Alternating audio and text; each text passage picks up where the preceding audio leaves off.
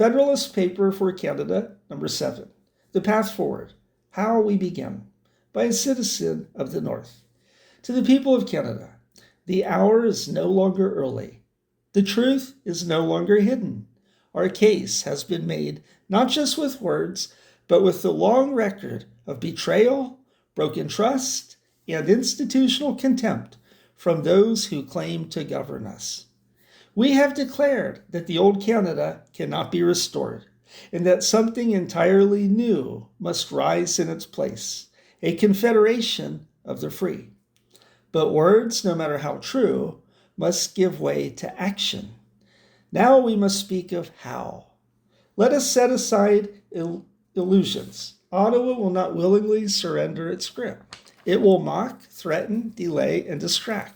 It will point to laws it has twisted in its own favor, laws that no longer command legitimacy. But history teaches this: no tyranny is ever dismantled by waiting for its permission. Here is how we begin. 1. Organize local sovereign councils. Each province desiring freedom must form its own sovereign council made up of citizens, legal scholars, community leaders, tradesmen, and elders, not career politicians.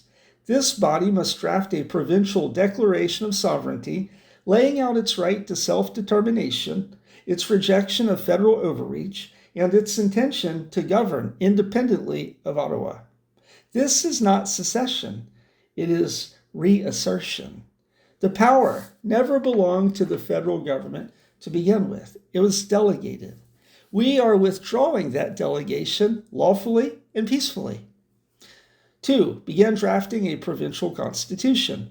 Every province must put forth a draft constitution for public discussion, one rooted in liberty, local authority, and the dignity of the individual. It must enshrine a Bill of Rights beyond override, define the limits of the government, and ensure that all power flows upward from the people, not downward from a crown or central cabinet.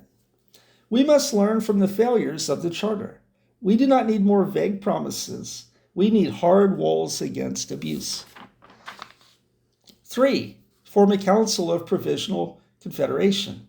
Once 3 or more provinces have established sovereign councils and draft constitutions, they may come together to form a Provisional Council of Confederation.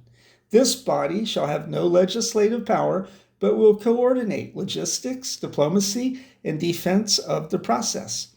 It will not replace federal power with more federalism. It will only facilitate provincial cooperation, subject to full transparency and veto rights. 4. Conduct a province-wide referendum. Each sovereign council, once its constitution is publicly reviewed, must call for a province-wide referendum asking one simple question: do you support the adoption of a new constitution and the establishment of said province as a self-governing sovereign state? No vague language, no halfway measures, a clear yes or no.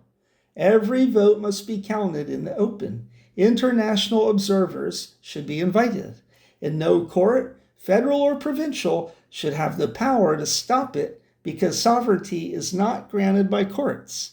It is declared by people.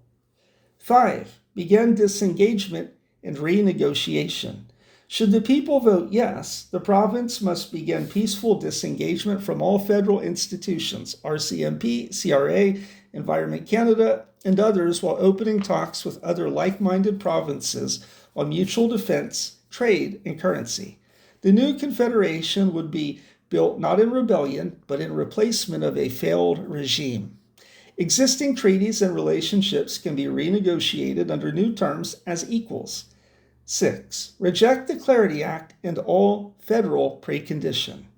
Let us be absolutely clear. The Clarity Act is unconstitutional. It arrogates to Parliament the power to decide whether a referendum question is valid and whether the people's will may be acted upon. That power does not belong to Ottawa. It never has. The Clarity Act is not a tool, it is a muzzle. It was written to prevent exactly what the people are now preparing to do: speak clearly. We reject it in full and we act without asking permission. 7. Prepare for resistance, but expect solidarity. There will be fear-mongering, there will be lawsuits, warnings, and economic threats, but there will also be millions watching, not just in Canada, but across the world. People longing to live free, people who will take courage from our stand. And many Canadians who are silent will begin to speak because courage is contagious, and so is truth. This is how we begin, not with violence or rage, but with discipline, clarity, and lawful resolve.